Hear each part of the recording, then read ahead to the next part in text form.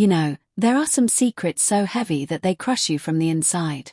Secrets that you carry every single day, every single morning when you look in the mirror, every single night when you cry yourself to sleep wondering why God made you this way, wondering why you were put in a body that never felt like yours, wondering if there would ever be a day when the person staring back at you from the mirror would actually be someone you recognized, someone you loved, someone you were proud of. That was my life. That was my secret.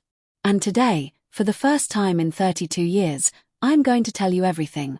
Every single painful, beautiful, terrifying, miraculous thing that happened to me. So please, stay with me until the end, because I promise you, the ending of this story is going to change the way you look at everything you think you know about identity, about courage, and about what it really means to become yourself. My name, the name I was given at birth, was Arjun. Arjun Kumar. Named after a warrior. A hero. A man. The irony of that name haunted me for decades because from the time I was old enough to understand anything about myself, I knew that the last thing I felt like was a warrior. I felt like a secret. I felt like a mistake. I felt like someone who had been handed the wrong costume on the first day of life and was expected to wear it forever without ever complaining, without ever pulling at the seams, without ever whispering to anyone in the dark that something was desperately, terrifyingly wrong. I grew up in a small town, the kind of place where everybody knows your family name before they know yours, where your grandfather's reputation follows you like a shadow, where boys play cricket in the street until the sun goes down and nobody ever, not once, questions what it means to be a boy because being a boy is just what you are and that is the end of it. My father was the kind of man who could silence a room just by walking into it. Not because he was cruel, I want to be careful about that. He was not a cruel man. He was a proud man, a traditional man, a man who believed completely and without any room for doubt that there was a right way and a wrong way to be a human being, and the right way involved strength and stoicism and carrying on the family name with dignity. And then there was me, little Arjun, who used to sneak into his mother's room when nobody was home and sit at her dressing table and look at himself in the mirror and feel, for the very first time in his small confused life, something that he could only describe as peace. I was 6 years old the first time it happened. My mother had gone to the market. My father was at work. My older brother was at a friend's house. And I wandered into my parents' room the way children do, just curious, just exploring, and I saw my mother's things laid out on the dressing table, her bottles of perfume and her small pots of color and her soft silk dupatta hanging over the back of the chair, and something happened inside me that I cannot explain even now with all the years and all the therapy and all the self-understanding I have built up over 3 decades. Something lit up. Something woke up. Something said yes. And I sat down at that table, and I picked up the dupatta, and I draped it over my head, and I looked in the mirror, and the child looking back at me was not Arjun. She was someone else. She was someone I recognized. She was someone who felt real. I know what some of you are thinking right now. You are thinking it was just a phase. You are thinking it was just a child playing. You are thinking that children do strange things and grow out of them. And I thought the same thing for years. I told myself that for years. I prayed that it was true for years. But the thing about your true self is that it does not go away just because you ignore it. It waits. It waits with infinite patience in the darkest corner of your chest, and every time you think you have finally buried it, every time you think you have finally won, it reaches up through everything you have built on top of it and it taps you on the shoulder and says, I am still here. I have always been here. And I am not going anywhere. The years passed. I did everything right, or what I thought was right, or what everyone around me told me was right. I played cricket, badly, but I played it. I got good grades. I made friends, boyfriends, the kind who talked about films and cricket and what they wanted to be when they grew up. I learned to move through the world as Arjun, to perform Arjun, to wear Arjun the way you wear a costume that is 3 sizes too small, always a little too tight, always a little restricting, always making it hard to breathe, but functional enough that no one on the outside could see how much it hurt. I became very good at this performance. So good that sometimes I almost convinced myself. But at night, alone in my room with the door locked, something else happened.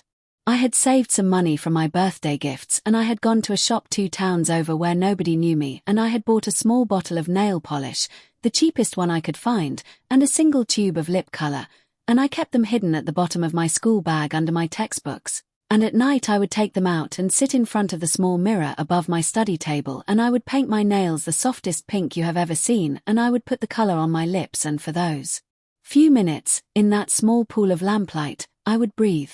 Just breathe. Like a person who has been underwater for a very long time finally breaking the surface.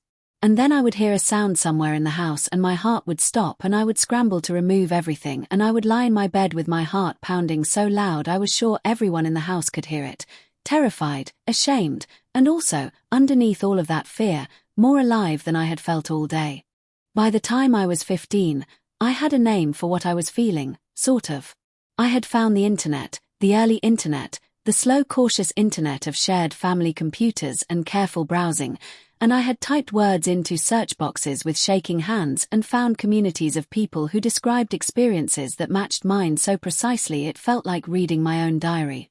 And that was both the most relieving and the most terrifying thing that had ever happened to me, because on the one hand I was not alone, I was not a freak, I was not broken, there were others, but on the other hand the words attached to what I was reading, the words people used to describe people like me, those words were not gentle in the world I lived in. They were punchlines. They were insults.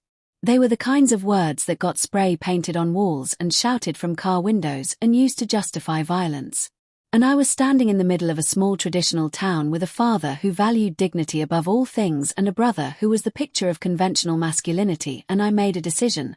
The way terrified 16-year-olds make decisions, which is to say without fully understanding the consequences and with the desperate short-sighted logic of pure self-preservation.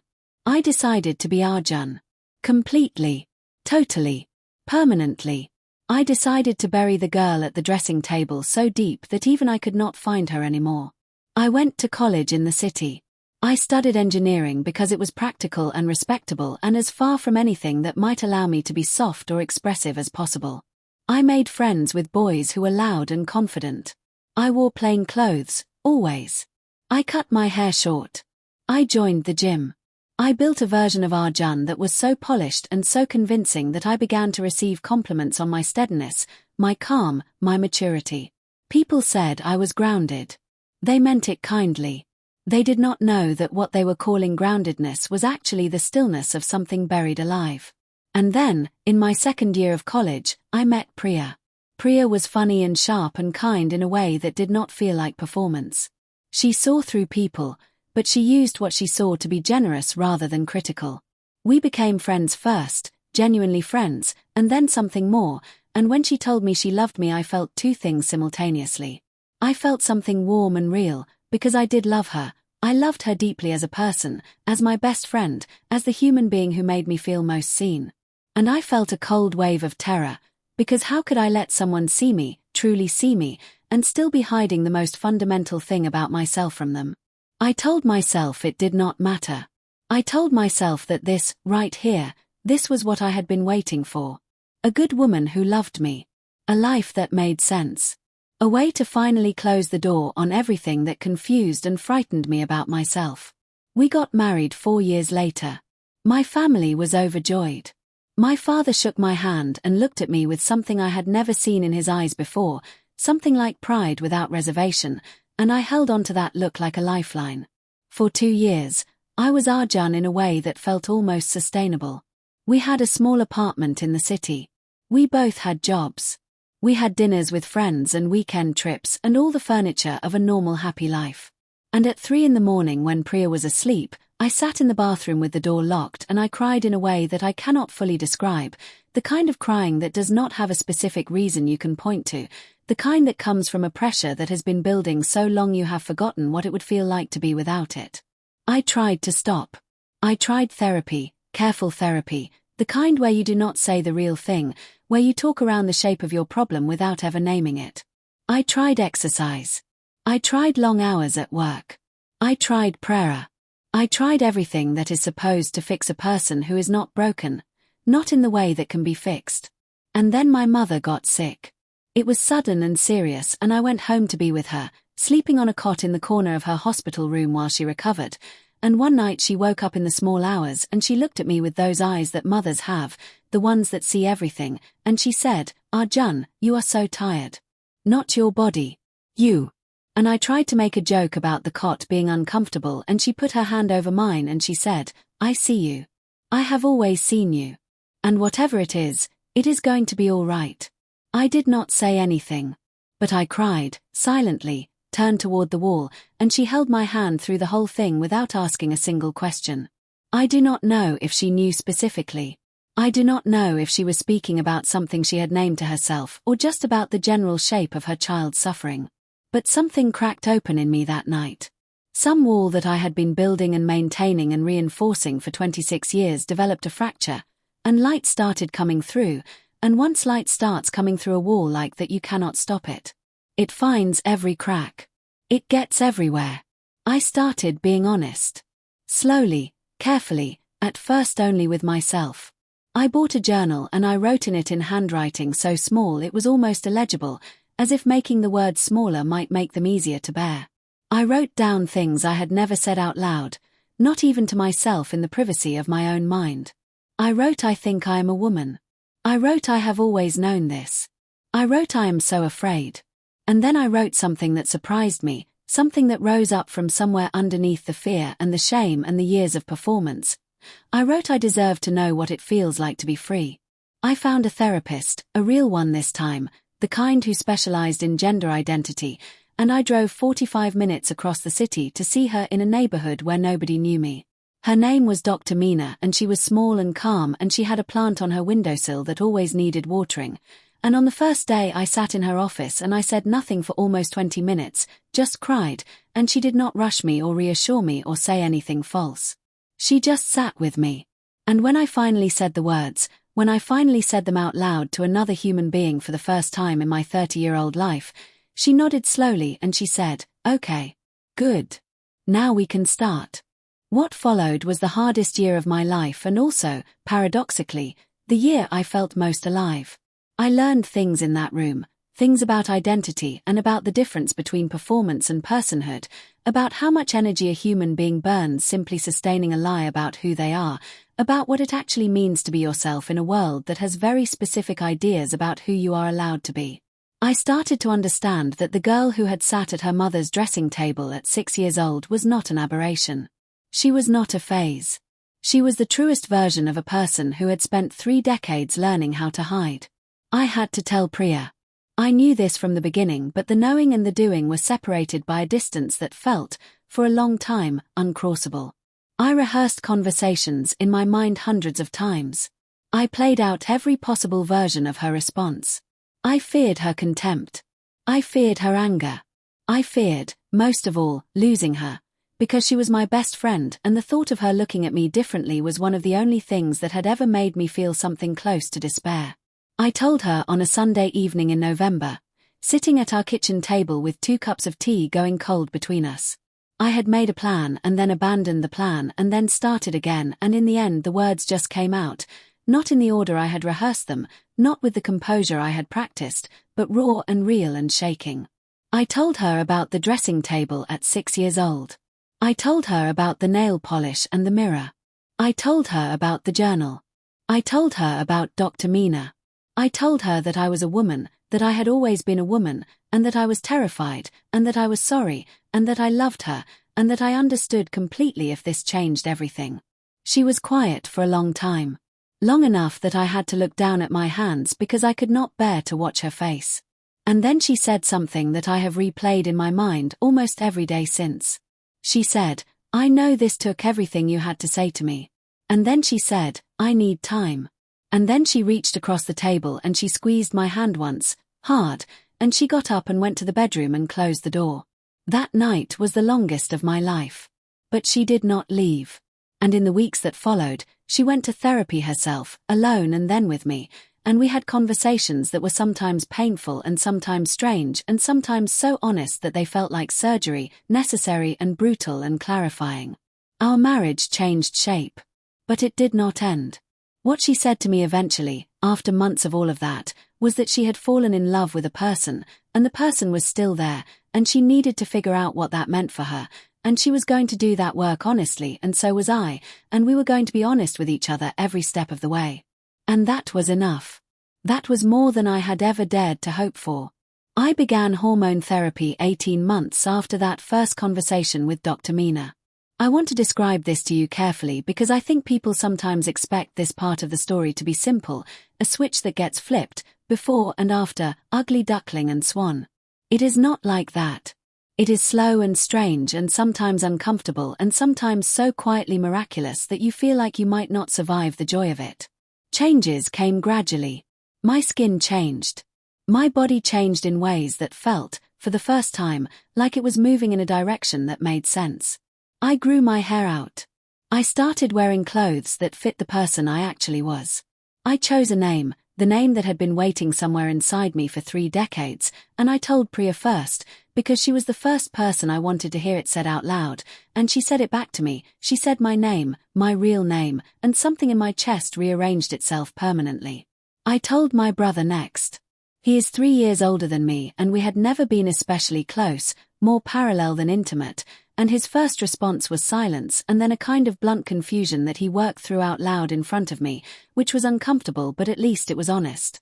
He asked questions that were sometimes awkward, and I answered them, and over months he arrived at something that looked like understanding, or at least the beginning of it. He started using my name. That is not nothing. That is, in fact, everything. My father was last. Of course he was last.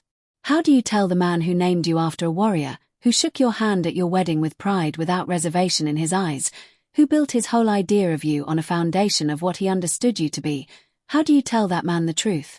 I drove home in the spring, 2 years into my transition, and my father opened the door and I was not Arjun, not anymore, not the Arjun he had built in his mind. I was standing there in my own clothes with my hair down and my name settled around me like something earned, and his face went through things I could not follow, too fast, too many, and he did not say anything for a moment that lasted forever and then he stepped back and let me in. We sat in the same room where I had watched him be proud of me my whole childhood and I told him the same story I am telling you now, or a version of it, his version, the version a child tells a parent when they are confessing the most frightening truth of their life. And my father sat very still and he listened and he said nothing for a long time after I finished and then he said something I never expected. He said, I always knew something was wrong. I thought it was my fault. And then he said, I'm glad you told me. And then, because he is who he is, he stood up and went to make tea and we did not say anything else for a while, but he came back with the tea and he sat back down and he was still there. He was still there. The surgery conversation came later, much later, after years of therapy and hormone therapy and living and working through things with the people I loved. I want to be clear about something because I think it is important and I think people get confused about this. Surgery is not the destination for everyone. Transition does not have a single shape. For some people it is social only, for some it is medical, for some it is a particular combination of things, and all of those are valid and real. For me, after years of careful thought and conversation with doctors and therapists and the people who loved me, it was part of my journey. Not a magic fix. Not a transformation scene from a film. A medical decision, made carefully, in full knowledge of everything it involved, because it aligned with who I knew myself to be. The preparation took over a year. Medical evaluations and psychological assessments and letters from multiple practitioners and conversations about realistic expectations and recovery and risk. I was not going into it naive.